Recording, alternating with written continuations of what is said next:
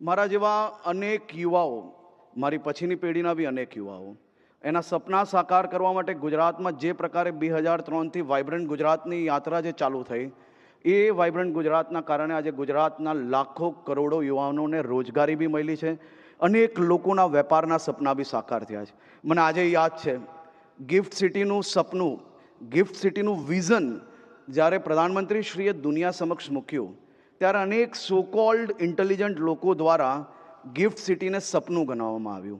પરંતુ એ સપનું આજે સાકાર થયું છે.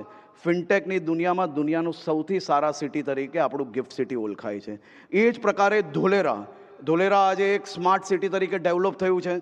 ત્યાં સેમિકન્ડક્ટર ફેબની વાત હોય કે અનેક નવી ઇન્ડસ્ટ્રીઝ આજે રૂપ લઈ રહી છે.